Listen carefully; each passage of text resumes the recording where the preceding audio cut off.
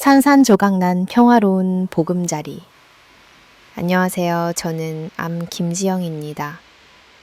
한때 저는 대한민국 최고의 전자제품 대기업인 암주이시라 그룹의 장남인 남편 암 이민준과 함께 작은 가정을 꾸리며 행복하게 살았습니다. 우리의 삶은 마치 꿈만 같았죠.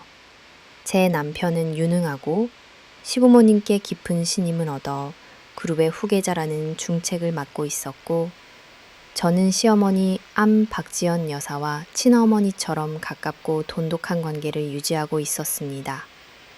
주변 사람들은 모두 우리의 화목한 가정을 부러워하며 재벌가에서는 보기 드문 화목함이라고 속삭였습니다. 저는 항상 민준을 자랑스러워했습니다. 그는 저의 희생을 항상 소중히 여기고 사랑한다고 말해주는 사람이었죠. 그가 있었기에 저는 장남 며느리로서의 본분을 다하며 시부모님을 친부모님처럼 보살필 수 있었습니다. 하지만 그 평화는 운명적인 어느 날 완전히 산산조각 났습니다. 한량 같고 제멋대로이던 제 시동생 암 이지훈이 갑자기 암 강서연이라는 완전히 낯선 여자와 결혼하겠다고 선언한 것입니다. 단숨에 모든 것이 무너져 내렸습니다. 저 지영과 민주는 순식간에 시부모님의 모든 신뢰를 잃고 암주이시 그룹에서 비참하게 쫓겨났습니다. 호화로운 삶에서 나락으로 떨어져 하루 벌어 하루 먹고 사는 고된 삶을 살게 된 것입니다. 갑작스러운 변화는 저를 망연자실하게 만들었습니다. 마치 깨고 싶지 않은 끔찍한 악몽 같았습니다. 이 모든 것이 강서연이라는 여자의 출연 때문이었습니다. 그녀의 등장은 마치 잘 짜여진 드라마의 비극적인 서막처럼 우리의 삶을 송두리째 뒤흔들었습니다. 그날 이후 저희 부부의 삶은 이전과는 전혀 다른 극과 극의 양상을 띠게 되었습니다. 더 베일에 쌓인 시동생의 아내 지훈이 강서연을 처음으로 집에 데려온 날 우리 가족은 모두 얼어붙었습니다. 서연은 날카롭고 차가운 눈빛을 가진 인상으로 다정하고 온화한 며느리를 바라셨던 시어머니의 바람과는 정반대였습니다.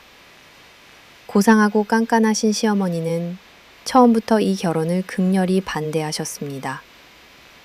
저렇게 눈매가 사납고 인상이 거친 여자가 어떻게 우리 이씨 가문에 발을 들일 수 있겠어요?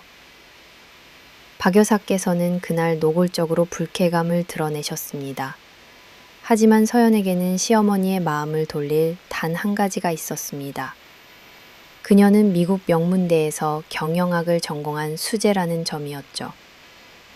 이씨그룹을 국제시장으로 확장하려는 야심을 품고 계시던 시아버지 암 이상철 회장님은 결국 서연을 받아들이기로 결정하셨습니다. 그는 서연의 명문대 학위에 큰 기대를 걸었습니다.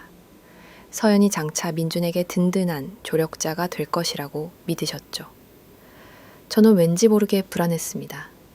불길한 예감이 저를 감쌌습니다. 이 여자의 등장이 예측할 수 없는 엄청난 파장을 불러올 것이라는 직감이었습니다.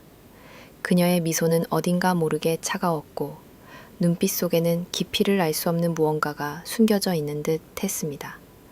저는 가족들 몰래 서연의 뒷조사를 해보고 싶은 충동마저 느꼈지만 섣부른 행동이 불필요한 오해를 살까 두려워 망설일 수밖에 없었습니다. 수상한 움직임들. 결혼식이 끝나고 얼마 지나지 않아 늘 집안 사업에는 관심도 없던 시동생 지훈이 갑자기 자신이 운영하던 작은 밥집을 그만두고 영비주 이미지그룹에 합류하겠다고 선언했습니다. 이 결정은 모두를 경악하게 만들었습니다. 지훈은 늘 제멋대로 살던 한량 같은 이미지였기에 그의 갑작스러운 변화는 충격적이었습니다. 서연이가 분명 지훈이를 세뇌시킨 거야. 민주는 저에게 속삭이며 의심 가득한 표정을 지었습니다. 저 역시 남편과 같은 생각이었습니다. 평생 자유분방하게 살던 지훈이 저렇게 갑자기 변할 리 없었습니다. 그뿐만이 아니었습니다.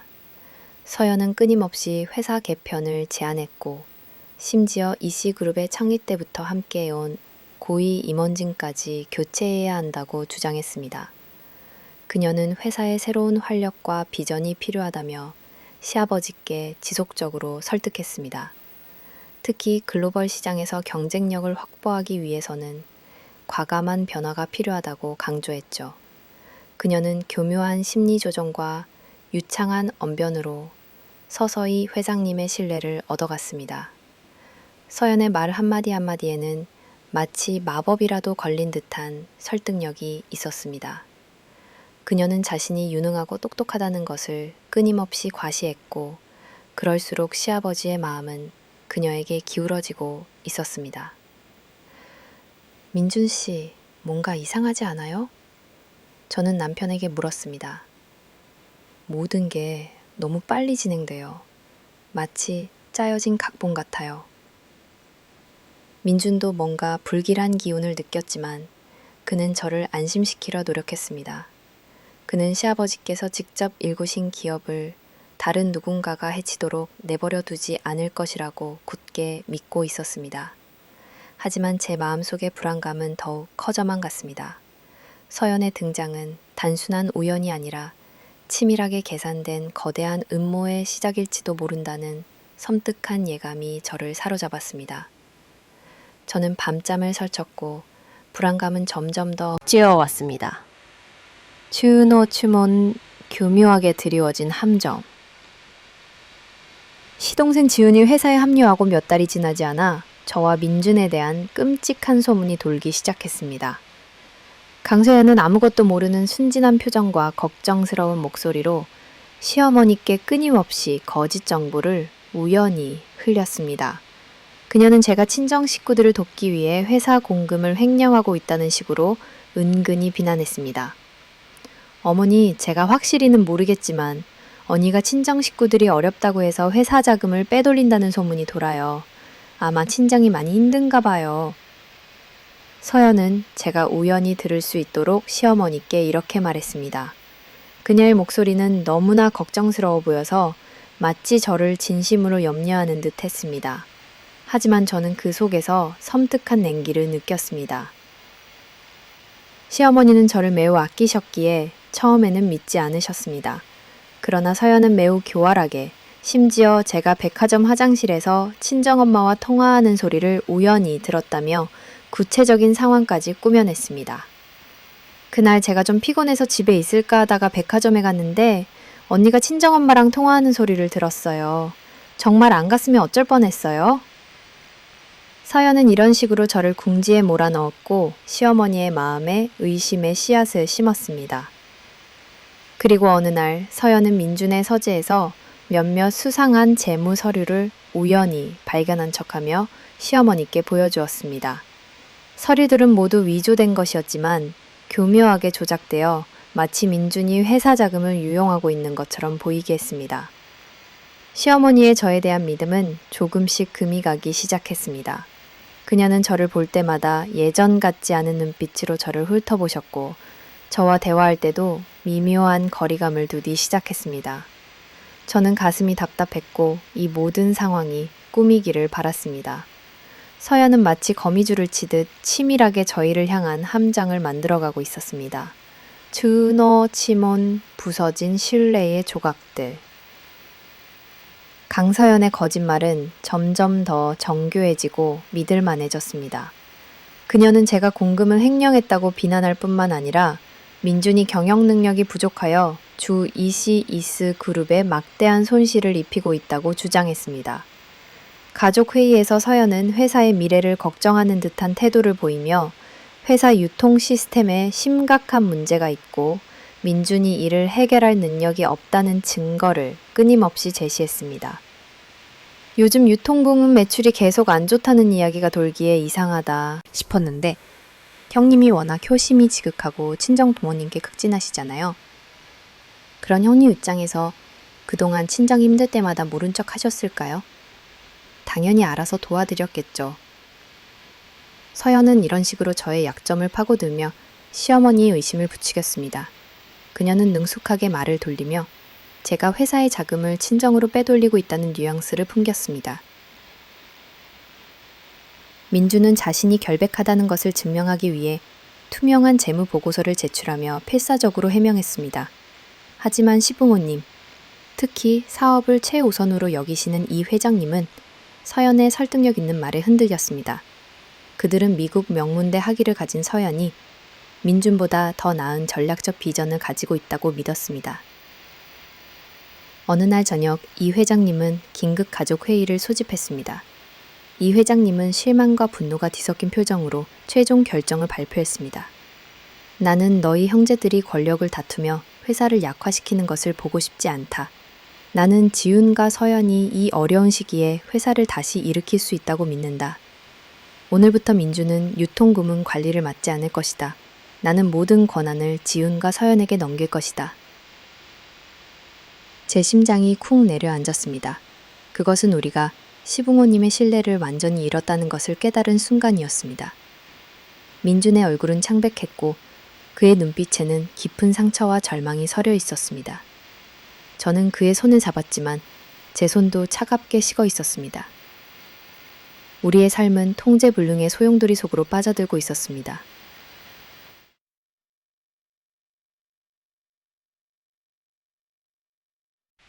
경영권을 잃은 후 시댁에서의 우리의 삶은 숨막힐 듯 답답해졌습니다.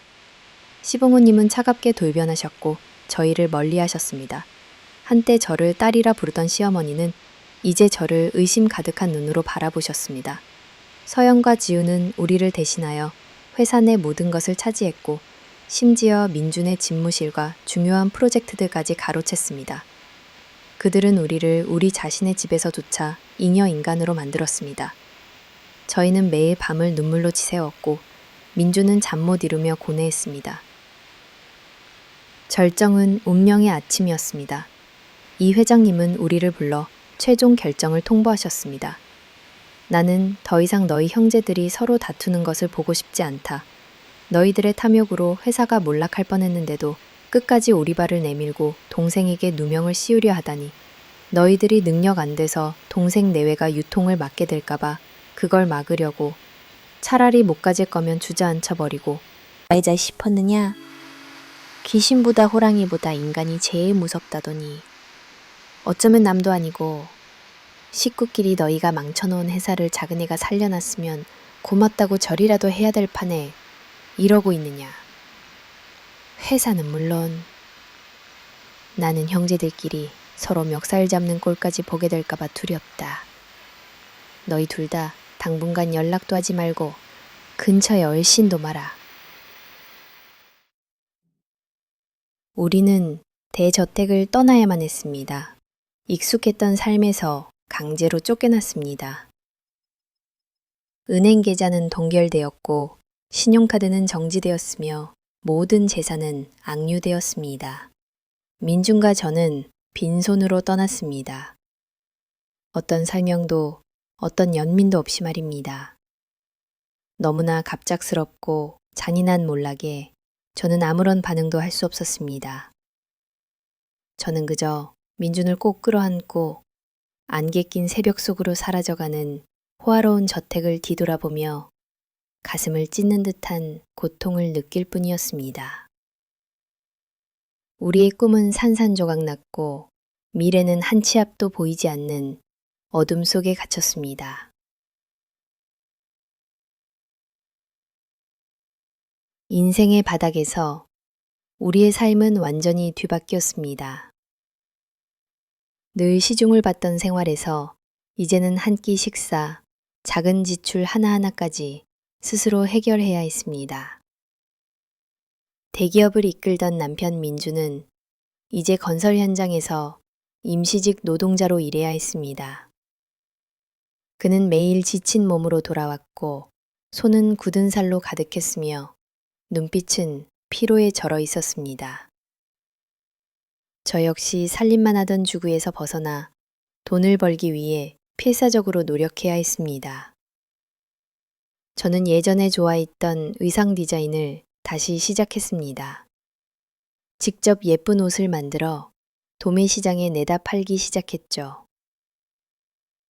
어떤 날은 뜨거운 햇볕 아래 수십 킬로미터를 걸어야 했고 등은 땀으로 흥건했지만 겨우 옷 몇 벌을 팔 수 있었습니다.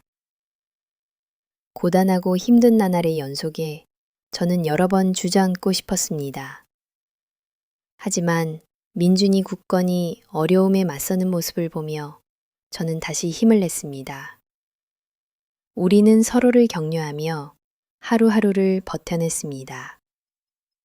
우리는 허름한 월세 아파트에서 검소하게 살았지만 우리의 사랑과 서로에 대한 믿음은 더욱 깊어졌습니다. 우리는 아무리 힘들어도 이 가정을 지켜야 했고 무엇보다 친정 부모님께 우리의 몰락을 절대로 알리지 않아야 했습니다. 그 사실을 아시면 부모님께 큰 충격이 될 것이고 혹시라도 건강에 문제가 생기실까봐 두려웠습니다. 우리는 모든 자존심을 버리고 오직 아이들을 키우고 가정을 계속되었습니다. 우리의 삶은 더 이상 이전에 화려했던 모습이 아니었지만 그 안에서 우리는 진정한 사랑과 가족의 의미를 되새기고 있었습니다. 후성 예상치 못한 곳에서의 한 줄기 빛 춤리에 시간이 흐르면서 시어머니 박 여사님의 건강은 점점 나빠졌습니다. 원래 당뇨병을 앓고 계셨지만 거의 완치 단계에 이르렀었는데 그룹 경영의 스트레스와 걱정으로 인해 최근 다시 당뇨가 재발하여 건강이 악화된 것입니다. 저는 민준 밑에서 일하던 김 실장님을 통해 시부모님의 소식을 간간히 들을 수 있었습니다. 김 실장님은 서연과 지훈이 회사 경영을 맡은 후 곰곰한 ECIS 그룹의 재정 상태가 점점 기울고 있다고 전해주었습니다. 그들은 이를 감추기 위해 애썼지만 이미 심각한 상황이었습니다. 시아버지 역시 회사의 어려움으로 인한 스트레스로 쇠약해지셨고 드시는 약만 해도 한 움큼이라고 했습니다. 그런데 예상치 못한 곳에서 저에게 연락이 왔습니다. 시어머니께서 직접 전화를 걸어 다 같이 밥이라도 한번 먹자고 하신 것입니다. 미운 정인지 고운 정인지 알 수 없지만 몇 년 만에 받는 시어머니의 전화에 저도 모르게 마음이 울컥했습니다. 시간이 흐르고 보니 제가 시어머니와 시아버지께 얼마나 무지했는지를 깨닫게 되셨다는 어머니의 후회 섞인 목소리에서 저는 그녀의 진심을 느꼈습니다.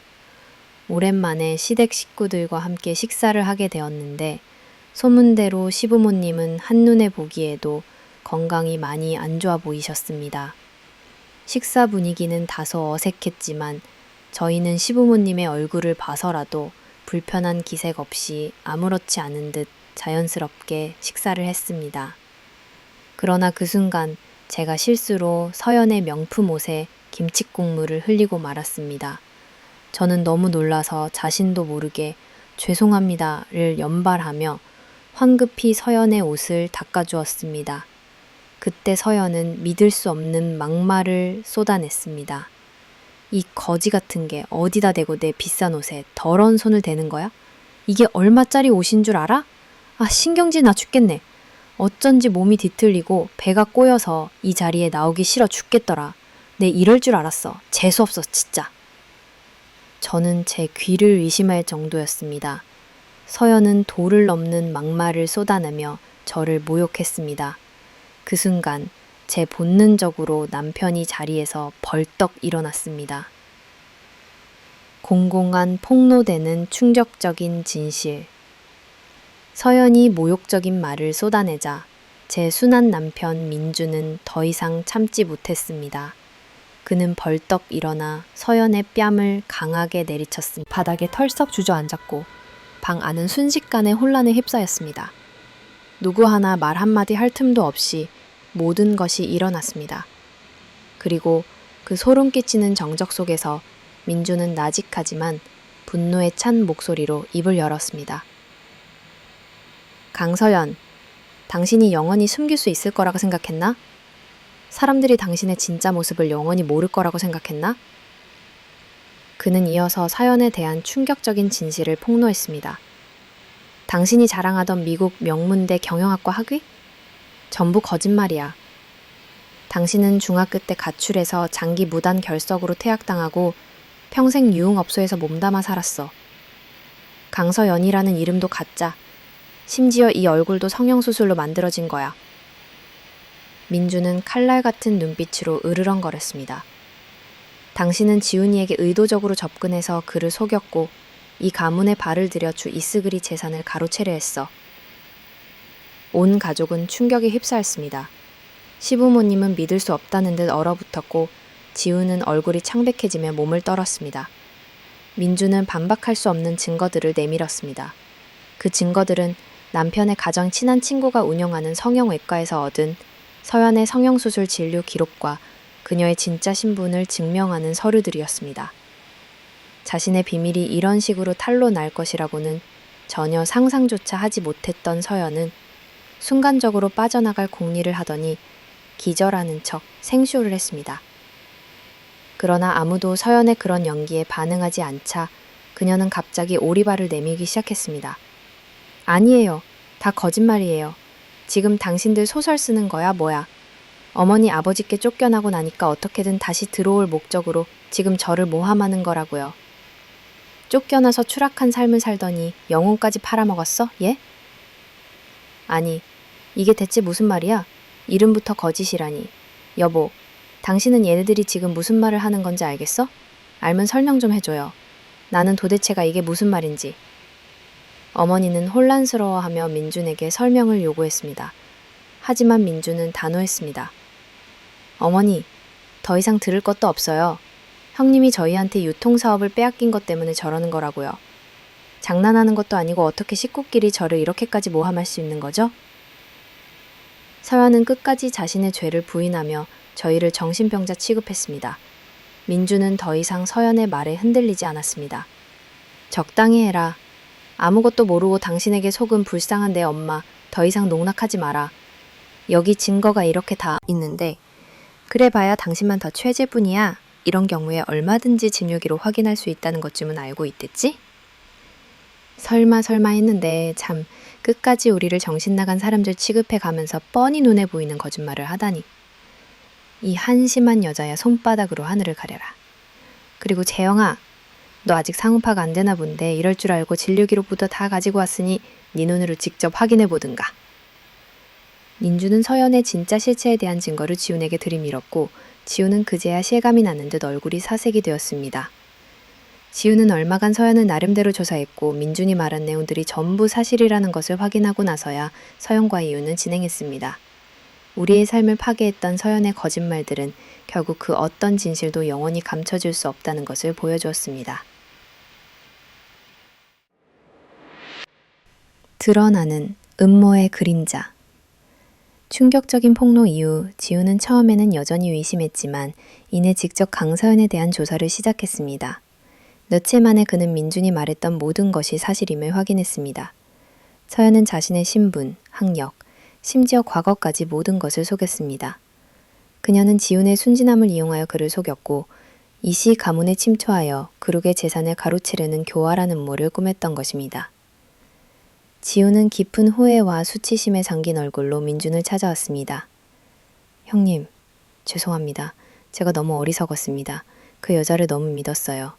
그 여자가 그런 사기꾼일 줄은 정말 몰랐습니다. 그는 또한 서연이 우리를 모함하고 우리를 회사에서 쫓아내기 위해 모든 것을 조작했다고 고백했습니다. 서연의 사악한 음모가 서서히 드러나기 시작했습니다. 그녀는 각자의 약점을 교묘하게 이용했고 지훈의 탐욕, 시부모님의 신뢰, 그리고 우리의 선량함을 이용하여 자신의 목적을 달성했던 것입니다.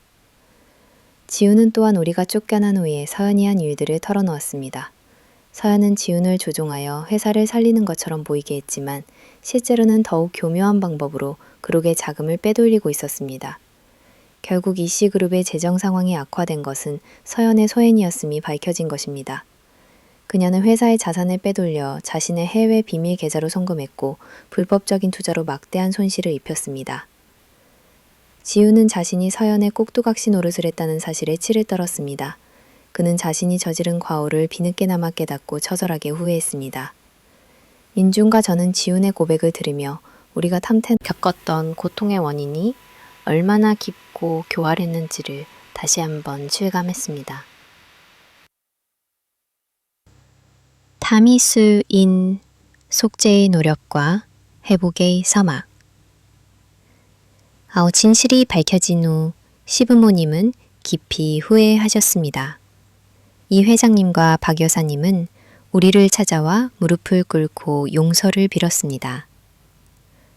지영아, 민준아, 우리가 잘못했다. 우리가 너무 어리석어서 못된 자의 거짓말에 눈이 멀었구나. 정말 미안하다 얘들아.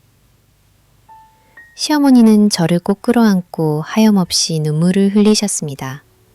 그녀의 눈물은 진심으로 가득 차 있었고 저는 그녀의 고통을 함께 느낄 수 있었습니다.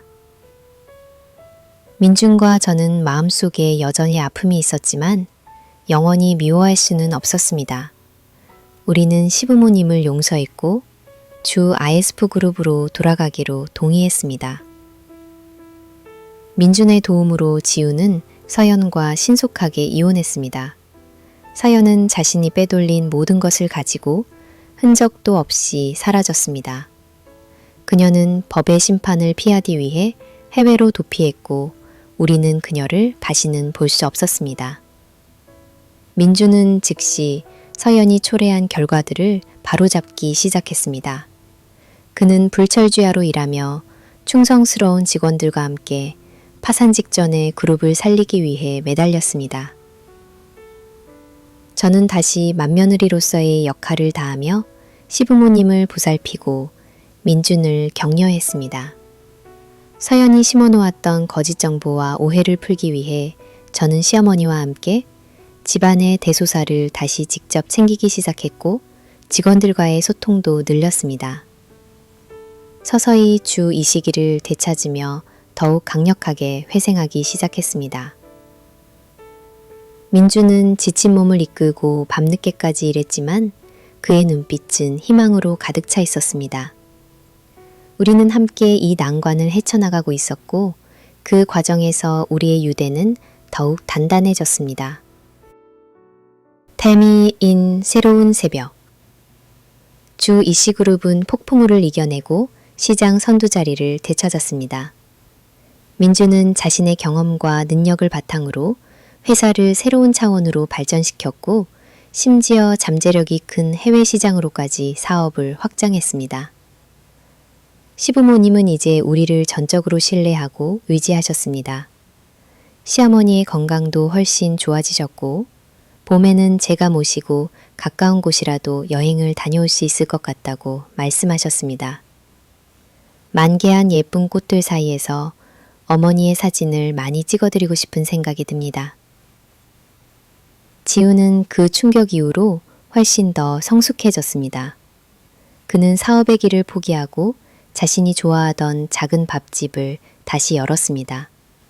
지우는 이제 소박하고 행복한 삶을 다툼에 얽매이지 않습니다. 그는 과거의 잘못을 반성하며 자신의 자리에서 최선을 다하는 삶을 선택했습니다. 지나온 길을 되돌아보니 저는 아무리 삶이 힘들어도 믿음과 사랑만 있다면 모든 것을 극복할 수 있다는 것을 깨달았습니다. 탐욕과 이기심은 일시적인 이득을 가져다 줄 수는 있지만 결국에는 스스로를 파멸로 이끌 뿐이라는 사실을 알게 되었습니다. 저희 가족은 끔찍한 시련을 겪은 후 마침내 평화와 완전한 행복을 되찾았습니다. 우리는 혈육의 소중함, 정직함, 그리고 용서의 진정한 의미를 더욱 깊이 이해하게 되었습니다. 이 모든 과정을 통해 우리는 더욱 강해졌고 이제는 어떤 어려움이 닥쳐도 헤쳐나갈 수 있다는 확신을 갖게 되었습니다.